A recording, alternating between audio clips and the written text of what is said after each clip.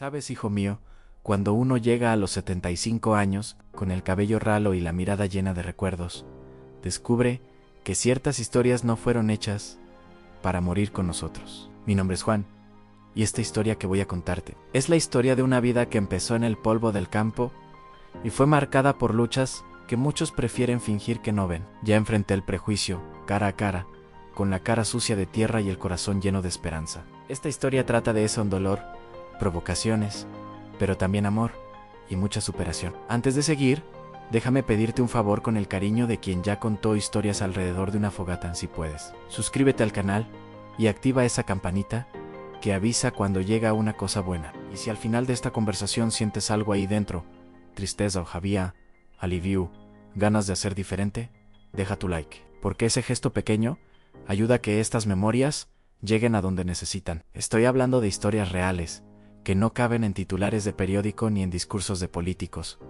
Ahora, acomódate bien, olvídate por un momento de este mundo ruidoso y permítete escuchar, porque no es fácil hablar de lo que dolió, pero es necesario. Y cuando digo necesario, es porque hay gente hoy pasando por los mismos dolores que yo viví allá atrás. El trabajo infantil, por ejemplo, todavía acecha en rincones olvidados del mundo. Y la emoción que viene con eso, ser niño y adulto al mismo tiempo, es un peso que conozco demasiado bien. Lo que voy a contarte no es novela ni película. Con final feliz, garantizado. Es la vida tal como es, con barro en las botas, con lágrimas escondidas en la almohada y con la fe temblando como vela en día de viento. Pero también es una historia de victoria, de recomienzo, de encuentros inesperados. Y todo eso empezó en un pedacito de tierra llamado San Miguel de Allende. Pero eso, amigo mío, es tema para dentro de un rato. Nací en un pedazo de tierra que parecía olvidado por el tiempo, pero que para mí era el centro del mundo, en San Miguel de Allende. Allí, entre olor a monte y silencio quebrado por canto de gallo, fui creciendo. Soy un hombre de piel oscura, hijo de un padre blanco de palabras duras y de una madre negra con manos de ángel y voz de oración. Era una mezcla que, en aquella época, ya cargaba prejuicio desde la cuna, pero aprendíamos a sonreír con lo poco, porque lo poco era todo lo que había. Mi madre, doña Rosa, era el tipo de mujer a la que uno debería levantarle una estatua en la plaza. Fuerte sin perder la ternura, sabía coger y corregir en la misma medida. Ya mi padre, don Ramón, era de esos hombres duros como piedra, trabajador hasta los huesos, pero con un corazón que solo se mostraba en pedacitos. Tuve una hermana, Mayoere Lupita, que parecía haber nacido con alma de madre, y Joselito, el menor. Ese era mi compañero de guerra, siempre metido en alguna travesura. La vida en el campo moldea el carácter sin necesidad de sermón. Nos levantábamos temprano, antes de que el sol pensara en salir, y el olor del café fresco ya se mezclaba con el de la tierra mojada. Fue allí, entre el rechinar de la portera y el sonido de las azadas, donde aprendí que el trabajo no tiene hora. Pero también aprendí, desde temprano, que aún siendo niño, el trabajo infantil no perdonaba a nadie. Era cavar, cargar, plantar como Genchi Granji, aún con manos pequeñas. Allí, en ese pedazo de tierra, vivíamos con simplicidad, pero también con dignidad. No había lujo, pero había honra. Mis padres nunca tuvieron mucho estudio, pero sabían enseñar lo que la escuela no alcanza, en respeto, fe y resistencia. Y cuando recuerdo aquellas mañanas, con la brisa fría cortando el rostro y el cielo teñido de naranja, entiendo que fue allí, en aquel escenario rudo y hermoso, donde las primeras semillas de mi superación empezaron a sembrarse. Fue en un verano castigado que el cielo decidió no llorar más por nosotros. La sequía llegó despacito, pero cuando nos dimos cuenta, el verde ya se había vuelto polvo. En San Miguel de Allende, donde la vida dependía de la lluvia, el suelo se agrietaba como si gritara de sed. Mi padre, que nunca doblaba la espalda, empezó a volver del campo más callado, los hombros más pesados. Las plantaciones morían día tras día, llevando junto la esperanza de un año mejor. Yo todavía era niño, pero vi en su mirada algo que dolía más que el hambre en impotencia. Nunca voy a olvidar la tarde en que encontré a mi padre sentado en un tronco, con las manos en el rostro, llorando bajito. Fue la primera y única vez que lo vi así. Y también fue cuando mi madre, doña Rosa, se hizo gigante delante de nosotros, reunió a la familia en la cocina, con voz firme y corazón en llamas, y dijo: «Somos como semillas. Hijos míos, cuanto más duro aprieta la tierra, más fuerza tenemos que hacer para brotar».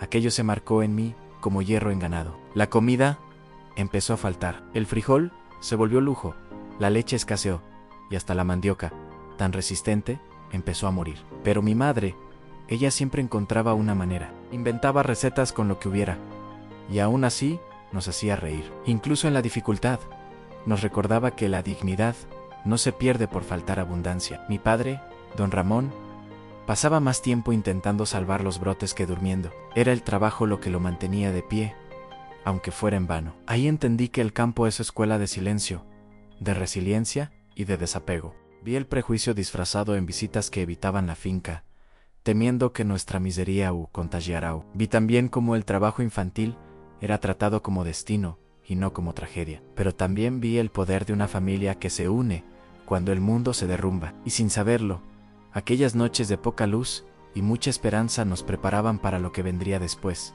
porque la tormenta Mayo estaba por llegar. La vida no preguntó si queríamos jugar.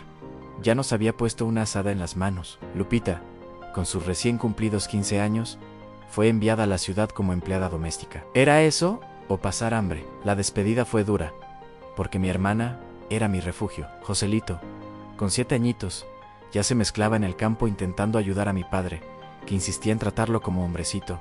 Y yo, con 10 años, dividía mis días entre cavar agujeros buscando agua y tratar de aprender a leer bajo el techo de paja de la escuela. Ir a la escuela era un acto de fe. Salíamos todavía en la oscuridad, cuando el gallo ni siquiera había empezado a cantar. Eran 1 hora y media de caminata por un camino de tierra roja, muchas veces con el barro cubriendo las botas heredadas de mi padre. En época de lluvia, parecía que el suelo nos tragaba, pero lo peor era pasar cerca de la hacienda de don Vicente. Sus perros eran bravos, y el capataz se divertía soltándolos cuando nos veía. Hubo un día en que Joselito y yo subimos a un árbol, y nos quedamos allí más de 1 hora, temblando. En la escuela, ya llegábamos sudados, sucios y sin aliento. La maestra apenas nos miraba. Nos castigaba por desorden, sin siquiera escuchar la explicación. Y allí, en medio de aquella sala, donde el olor a perfume caro se mezclaba con el jabón barato que mi madre usaba, el prejuicio tomaba forma. Las provocaciones eran constantes. Me llamaban café con leche, mezcla que salió mal, y se reían de mi forma de hablar, arrastrada del campo. Eso me hería más que el cansancio en las piernas. Aún así, yo no faltaba. Don Ramón siempre decía que el estudio era la única herencia que podía dejar, y aunque cargaba el peso del trabajo infantil en la espalda, y también la mochila de Joselito, seguía adelante, porque allí, en medio de un mundo que parecía no quererme, yo todavía creía que podía acabar un destino diferente. Era duro, sí, pero cada paso en aquel camino de barro era una declaración silenciosa de que no iba a rendirme. Y fue allí, entre el lodo y los libros, donde empecé a entender que el saber es la mayo era forma de superación.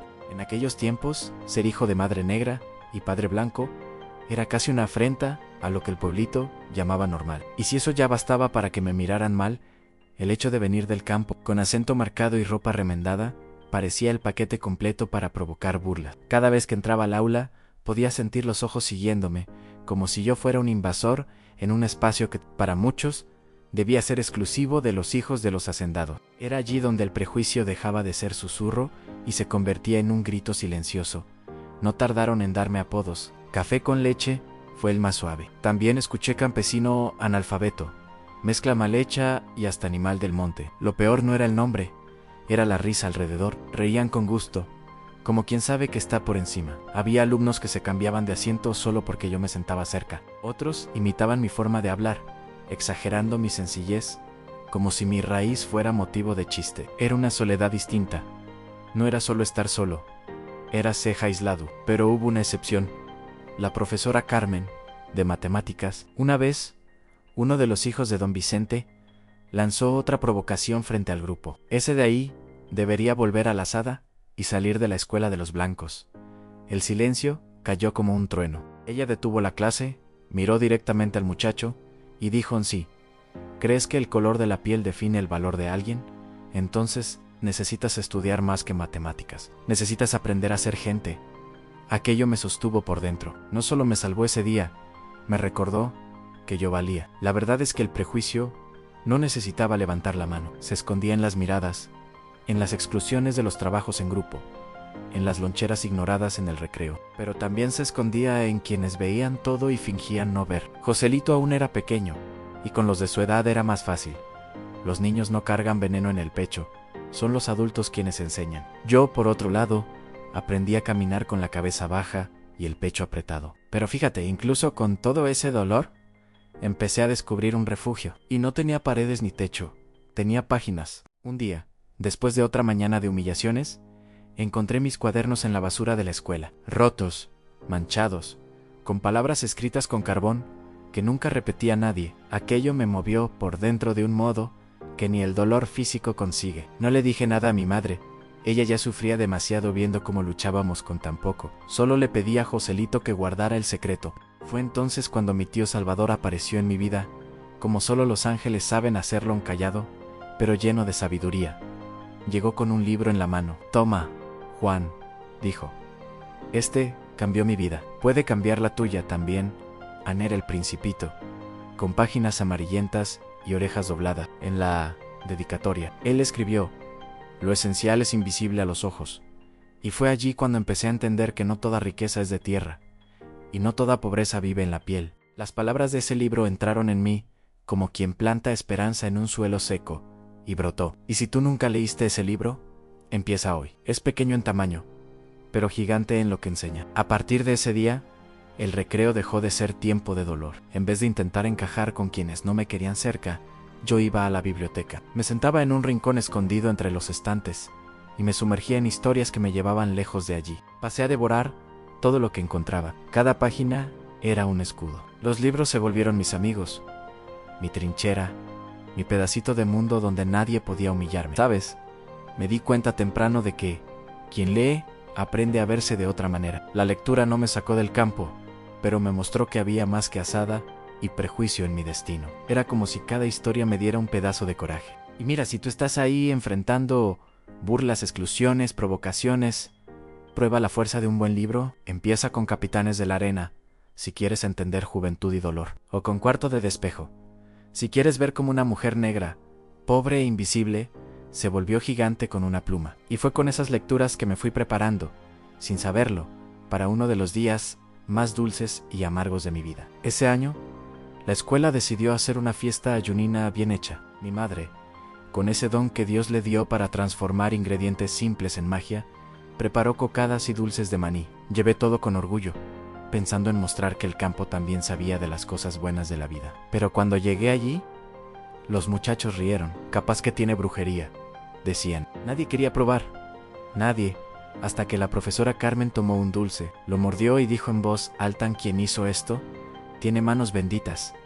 Y así, por primera vez, vi nacer un poco de respeto entre burlas. Poco tiempo después, a los 15 años, conseguí mi primer empleo de verdad. Era en la hacienda Bom Suceso, ironía del nombre. ¿Ves? Imagínate a un chiquillo del campo, encantado con aquellas máquinas enormes, tractores más grandes que la casa donde nací. Me sentía grande, importante y útil. Me despertaba antes del sol, y aún cansado, sonreía. Pensaba que, finalmente, el mundo me estaba abriendo una puerta. Pero como la vida es astuta, a veces te da una llave dorada, que abre una trampa. Un día claro, de cielo azul y olor a maíz en el aire, mi mano izquierda fue tragada por una de las cosechadoras. Solo recuerdo el dolor, un dolor que no tenía nombre. 2 dedos arrancados allí mismo. Grité hasta quedarme sin voz. Y allí, en medio de la tierra manchada de sangre, sentí que todo lo que soñaba había muerto conmigo. ¿Por qué un hombre del campo sin mano entera? Es como una pala sin mango. Eso pensé. Y la emoción de volver a casa mutilado era algo para lo que ni los libros preparan. La recuperación fue un calvario. El dolor físico era agudo, pero lo que más dolía era el alma. Me miraba en el espejo y ya no veía al muchacho soñador. Veía un pedazo de persona. Sentí vergüenza. Sentí rabia. Me creí inútil. Fue un tiempo en que el prejuicio se volvió interno. Yo mismo me rechazaba. Y por más que intentaran consolarme, solo un milagro podía devolverme la esperanza. Pero el milagro no necesita venir del cielo. A veces llega en forma de familia. Y eso fue lo que me salvó en ellos. Fue en medio de las sombras de mi desánimo que mi familia encendió las primeras luces. Mi madre, doña Rosa, volvió a tratarme como a un niño. Preparaba mi café, Calentaba el agua del baño, pasaba la mano por mi rostro, como quien dice: «Tú todavía estás aquí a mi padre, don Ramón», que siempre fue de pocas palabras. Me abrazó con los ojos llenos de lágrimas. Y Joselito, aquel travieso, se volvió hombre de la noche a la mañana. Se despertaba temprano, ayudaba en las tareas, me calzaba las botas cuando yo no conseguía. Parecía que todos querían coser el pedazo de mí que la máquina había llevado. Fue entonces cuando mi padre sugirió a Juan: «Vuelve al rancho. Trabaja aquí conmigo un tiempo, despacio. A tu ritmo». Al principio me sentí humillado. Pensaba que era una forma disfrazada de decir que ya no servía para trabajar en la hacienda grande. Pero regresé, y allí, en San Miguel de Allende, reaprendí a sembrar. Aprendí a hacer cercas, cuidar galinas, usar herramientas con la mano buena. El campo me aceptó de nuevo, sin exigir que yo fuera entero, solo que fuera de verdad.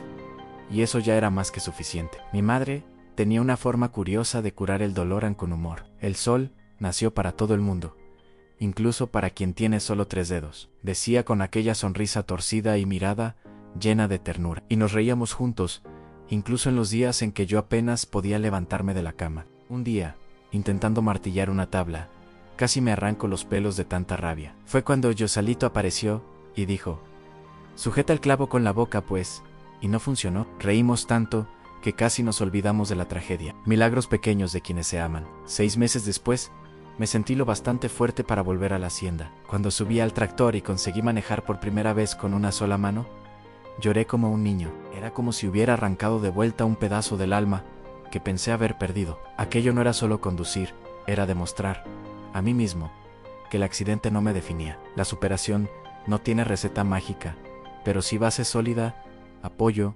paciencia y fe. Y a veces es necesario perder algo para descubrir qué es lo que realmente te sostiene. El tío Salvador era el tipo de hombre que no necesitaba levantar la voz para enseñar. Vivía en una casita simple, pero que para mí era más biblioteca que hogar. Tenía libros por todas partes, en la cocina, en el baño, hasta debajo de la cama. Él decía que cada ejemplar allí era un ladrillo que había ayudado a construir a la persona que era. Nunca fue a la universidad, apenas terminó la primaria. Un verdadero doctor de la vida, de esos que el diploma del tiempo certifica con honra. Fue él quien me dio un libro famoso, con una dedicatoria que solo decía: «Para cuando el mundo te parezca demasiado pequeño». Él leía en voz alta a mi lado y me explicaba cada matiz de la historia como si hablara de vecinos. ¿Y sabes lo más increíble? Aprendió francés solo. Le tomó 5 años, anotando palabra por palabra, en un cuaderno gastado. Yo veía en aquello una forma de superación silenciosa. Él luchaba contra el olvido y la ignorancia con la única arma que sabía usar en el libro. Fue una mañana lluviosa, cuando el amor entró en su vida, igual que entró en la mía de repente. La tía Clara era profesora de portugués, en la misma escuela donde él arreglaba sillas y lámparas. Los dos se toparon salvando una pila de libros del agua que goteaba del techo, y, mira bien, estaban leyendo al mismo tiempo. La pasión no fue de novela, fue de silencios y miradas. A ella no le importaba que él fuera el todero de la escuela. En él veía lo que pocos notaban: un alma rara, corazón inmenso. Pero la vida, a veces, no perdona la belleza simple. 3 años después de casados, la tía Clara descubrió una leucemia agresiva. En sus últimos días, le pidió al tío que leyera un capítulo por día. En el último, con manos temblorosas, escribió algo en la primera página, y le hizo prometer que solo lo leería después de su partida. Él nunca se lo mostró a nadie. Una noche, después de unos tragos, me dijo: en ella escribió solo 3 palabras, pero son palabras que hacen que todos los libros del mundo parezcan pequeños. El amor, hijo mío, es el único libro que nunca terminamos de leer. El día en que mi padre, don Ramón, cayó en el campo, fue como si la tierra hubiera cedido bajo nuestros pies. Era una mañana sofocante, de esas en las que el sol castiga desde temprano. Recuerdo a doña Rosa advirtiendo: «Ann, ponte el sombrero. Hombre, el calor está matando a Ann». Pero él, terco como siempre, salió con la cara descubierta. Poco después, escuchamos gritos desde el medio del cultivo. Don Emiliano, nuestro vecino, apareció corriendo, sudado, desesperado. «Juan, corre, tu padre cayó». Yo fui con el corazón desbocado y las piernas flojas. Cuando llegué, él estaba tendido entre los pies de mandioca, rojo, inmóvil. Me arrodillé, lo llamé, lo sacudí. Nada. Guadalupe llegó detrás, intentando hacerle masaje en el pecho, con lo que recordaba del curso de enfermería, mientras mi madre lloraba en un rincón, murmurando oraciones entre dientes. El doctor llegó 2 horas después, y con ese tono frío de quien ya ha visto eso 1000 veces, dijo que fue un infarto fulminante. Yo solo podía pensar cómo un hombre tan fuerte podía caer así, sin aviso, sin tiempo para despedida. El velorio fue en el patio de casa, bajo el árbol de mango donde a él le gustaba sentarse. Vinieron vecinos, amigos de lejos, hasta aquellos que antes nos miraban mal. Doña Rosa apenas podía mantenerse de pie. Vi a mi hermana con los ojos hinchados, y a Joselito, firme, sosteniendo la pala para enterrar al propio padre. Fue allí, con un puñado de tierra en la mano, que entendí, ahora era yo quien cargaba el peso de la familia. La emoción de ese momento me paralizó. Ya no había tiempo para ser niño. La vida me entregaba, sin opción, la factura de la responsabilidad. Poco después, con el corazón apretado, tomé una decisión que me dolió como una segunda pérdida. Dejé la casa de mi madre y fui a vivir con el tío Salvador, en la ciudad, para continuar los estudios. La escuela del interior ya no me alcanzaba, y aún con el luto fresco, con el dolor recién instalado en el pecho, yo sabía que seguir adelante era la única forma de honrar el nombre de don Ramón, y así, con una maleta pequeña, un cuaderno viejo y un libro bajo el brazo, partí. Pero el mundo allá afuera era muy diferente de lo que imaginaba. Llegar a la ciudad fue como caer en paracaídas en un mundo que no hablaba mi idioma. Todo era ruido, prisa, edificios altos y gente que no miraba a los ojos a la escuela. Parecía una estación de tren, salones grandes, voces rápidas, uniforme almidonado. Yo, con mi mochila remendada y mi acento arrastrado del campo, era observado como si hubiera venido de otro planeta. El prejuicio ahora vestía traje, hablaba más bajo, pero dolía igual. Algunos se reían de mí ese arrastrado, otros me llamaban campesino letrado, pero no retrocedí. El tío Salvador me decía todas las noches: habla como hombre del campo, pero escribe como doctor. Y fue en una actividad simple, de esas de lengua portuguesa, que todo cambió. La profesora pidió una redacción sobre nuestra familia. Mientras otros escribían frases bonitas, yo abrí el pecho. Hablé de San Miguel de Allende, del accidente, de la sequía, del entierro de mi padre. Escribí con verdad. Y cuando ella leyó, en voz alta, el salón quedó en silencio. Al final, con los ojos llenos de lágrimas, dijo Juan: tú tienes un don, nunca dejes de escribir. Aquello fue como un motor dentro de mí. Empecé a creer que mi historia también tenía valor. Pero estudiar sin dinero no llena el estómago. Por eso, el tío me consiguió un trabajo en una tiendita de ropa en el centro. Comencé como repartidor. Después, pasé al almacén y con el tiempo, me pusieron en el mostrador. Yo aprendía rápido, sabía tratar al cliente con respeto y escuchaba más de lo que hablaba. Herencia del campo. En 2 años, me convertí en gerente. No fue suerte, fue disciplina, dedicación y entender que el trabajo es herramienta de dignidad. Aún así, el prejuicio no se ausentaba, solo cambiaba de ropa. Clientes me llamaban muchacho con ese tono que escondía desprecio. Compañeros se burlaban a mis espaldas, cuando yo usaba palabras del interior. Pero allí, en esa tienda, entre vitrinas y estantes, empecé a construir algo mío. Cada venta, cada meta alcanzada, cada cliente que regresaba, era más que trabajo, era superación. Y yo sin saber que, entre una venta y otra, el destino ya preparaba el próximo gran giro de mi vida. Casilda entró en la tienda como quien carga a un huracán escondido en la sonrisa. Rubia, ojos azules, ropa impecable. Parecía salida de una revista. Llegó reclamando por un vestido defectuoso, y yo, del otro lado del mostrador, ya me preparaba para recibir otra mirada de desprecio. Pero entonces ella me miró y algo cambió. En lugar de altivez, vi sorpresa. En lugar de arrogancia, vi curiosidad. Por primera vez, alguien de ese mundo me miraba como hombre, no como estereotipo. Fue en ese instante que el destino susurró: presta atención, Juan, que la vida va a cambiar de rumbo. Ella volvió al día siguiente, y al otro, cada vez con una excusa nueva, una ropa que no servía, un cinturón que necesitaba cambio. Yo fingía creer. Conversábamos sobre libros, infancia, sueños. Ella hablaba de París, yo del recanto. La diferencia entre nuestros mundos era enorme. Y aún así, todo tenía sentido cuando estábamos juntos. Pero el amor, cuando es verdadero, incomoda a quien vive preso del prejuicio. Pronto comenzaron las miradas torcidas, las provocaciones veladas. Una clienta susurró que ella podía escoger a alguien de su nivel. La familia de ella fue el primer gran obstáculo. El padre don Agustín, casi tuvo un ataque cuando le contó que estaba saliendo con un hombre negro, del interior, sin universidad. La madre se desmayó, o fingió. Ya mi madre me tomó aparte y preguntó si yo estaba seguro de que ella no estaba jugando conmigo. Pero Casilda era hecha de coraje. Dijo que, si fuese necesario, dejaría todo para quedarse conmigo. Y así decidimos. A nuestro amor no pediría permiso. Entraría como llegón, fuerte, inesperado, sin vergüenza de existir. Nos casamos en el sitio donde nací, con pies descalzos, música de acordeón y olor a pastel de maíz en el aire. Fue simple, pero fue nuestro. Al final de la fiesta, hasta el padre de ella estaba bailando con mi madre, como si el amor hubiera derrumbado el muro.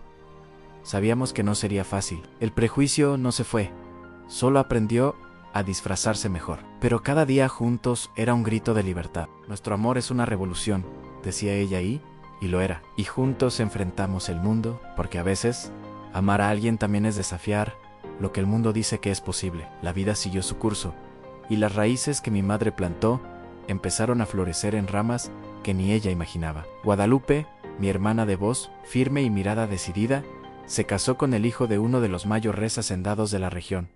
¿Quién lo diría? La muchacha que cargaba latas de agua en la cabeza, ahora vivía en una casa grande, con empleados y cortinas de encaje. Tuvo 2 hijos, Joe, hoy Lucas, niños listos, criados entre libros y tierra batida. Ellos crecieron escuchando nuestras historias y entendiendo que la sangre que corre por sus venas está hecha de sudor, lucha y superación. Casilda y yo también recibimos nuestras bendiciones. Primero llegó Marcio Moreno, con la piel del padre y el carácter de la madre. Después vino Leandro, más claro, pero con los ojos parecidos a los míos. Y por último Denise, una sorpresa de niña, rubiecita como la madre, pero con el corazón forjado en la fibra que el campo enseñó. Criar 3 hijos en un mundo que aún juzgaba por el color de la piel, y el apellido fue un desafío. Pero, mira, cada sonrisa de ellos fue una respuesta al prejuicio que intentaba callarnos. Los nietos llegaron como regalo de Dios. Jane, hija de Marcio, era una traviesa llena de preguntas y opiniones. Daniel,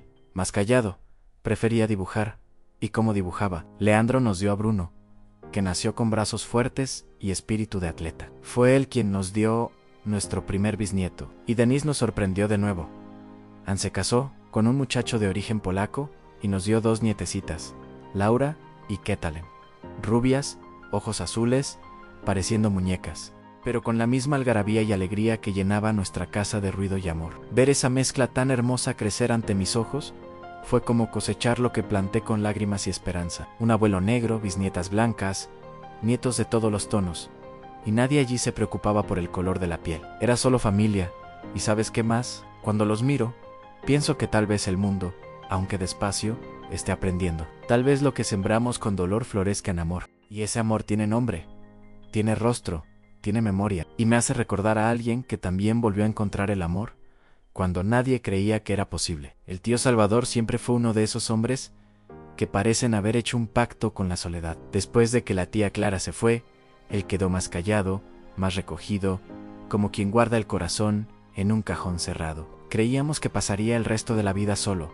rodeado de libros, recuerdos y silencio, pero como dice mi madre, el amor no tiene hora para llegar. Y llegó en forma de una mujer llamada Lucía, con ojos cansados y alma entera, que había venido de lejos, escapando de un pasado demasiado duro para cargar sola. Lucía era una señora separada, llena de historias guardadas en las arrugas, y una fuerza escondida en su manera de andar. Había estado casada con un hombre bruto, de esos que confunden amor con posesión. Cargaba marcas que no aparecían en fotos, eran heridas del alma, que ni el tiempo cura fácil. Fue en la escuela, donde el tío aún trabajaba como todoterreno, que los dos se encontraron. Al principio era solo café en el pasillo, ayuda con cajas, conversación rápida sobre el clima y la comida. Pero con el tiempo, las miradas empezaron a quedarse un poco más.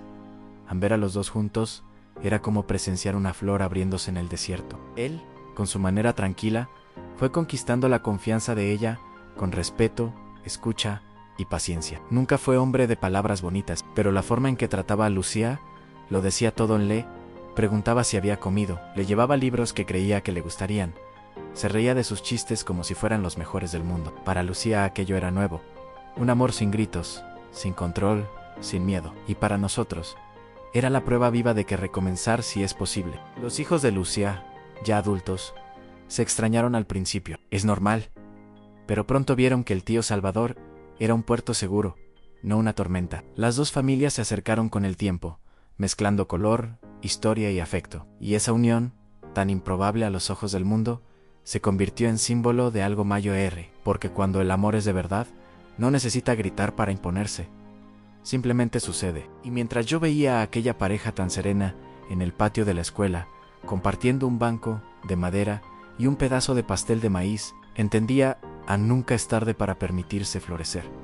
Y quien más sabía eso era mi madre. Mi madre, doña Rosa, era de esas mujeres que no necesitan levantar la voz para enseñar. Solo con mirar, ya sabíamos qué hacer. Vivió hasta los 87 años, firme, serena, sentada en su mecedora, con el mismo delantal desgastado y la Biblia gastada sobre el regazo. Era el centro de nuestra familia, la raíz que sostenía todo en pie. Tenía un modo suave, pero sabía ser firme cuando era necesario. Y lo más bonito, sabía contar historias como nadie. Sus memorias eran vivas, coloridas, llenas de enseñanzas. Cuando se mudó a la casa de Guadalupe, después del nacimiento del primer nieto, parecía haber ganado una segunda juventud. Cuidaba a los bisnietos con el mismo amor con el que me bañaba en una palangana allá en San Miguel de Allende. Y enseñaba de todo, desde recetas de bolitas fritas hasta cómo hacer té de guaco para la tos del niño. Siempre decía, para cada problema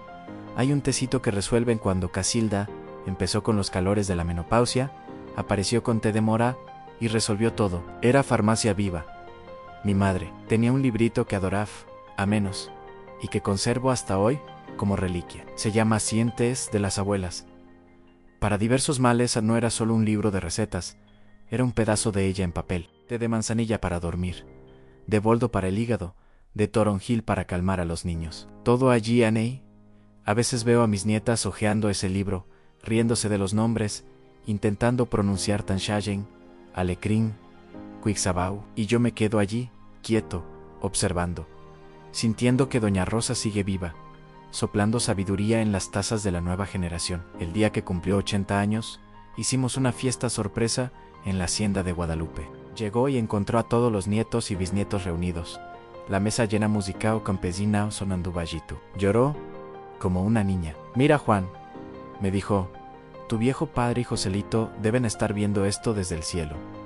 Fue una escena que quedó grabada en mí como fuego en la madera. Y cuando, 7 años después, partió una tarde de otoño, sentada en su silla preferida, se fue en paz, dejando atrás un legado de amor, coraje y, claro, un buen estoque de té. Hoy, a los 75 años, miro hacia atrás con el corazón lleno. No fue una vida fácil, de eso estoy seguro, pero fue una vida bien vivida, entre trabajo infantil, provocaciones, pérdidas y mucho prejuicio.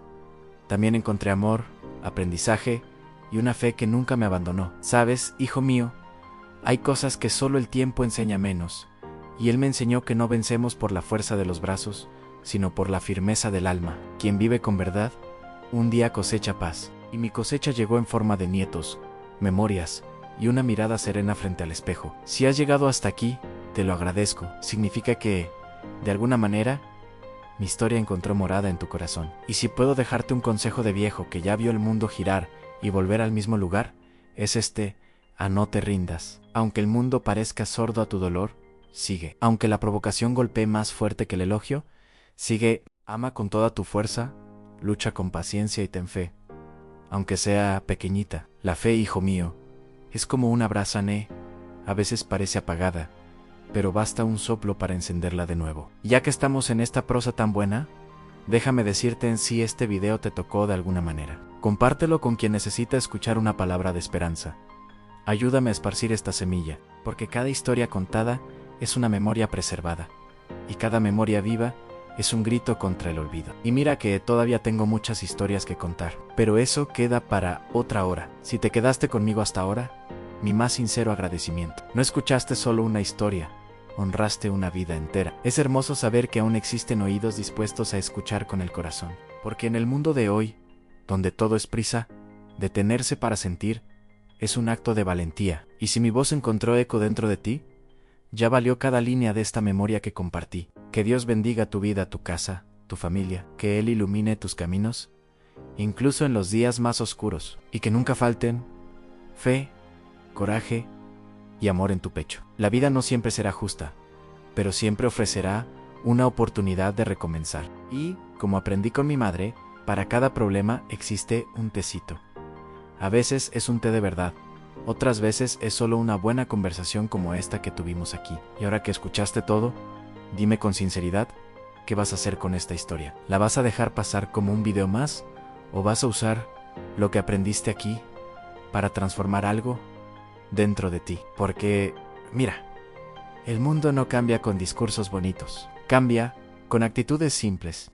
Cambia cuando escuchamos, acogemos, actuamos, cuando elegimos tratar al otro con más respeto. Cuando nos negamos a repetir prejuicios disfrazados de «es solo una broma». Yo, Juan, sobreviví a todo lo que el mundo lanzó contra mí. Y eso no me volvió amargo, me volvió sabio. ¿Y tú? ¿Qué estás esperando para girar la llave de tu propia vida? ¿Qué luchas has pospuesto por miedo, cansancio o falta de fe que te impide hoy levantar la cabeza y decir, yo merezco más? A veces, lo único que falta es ese empujó N menos.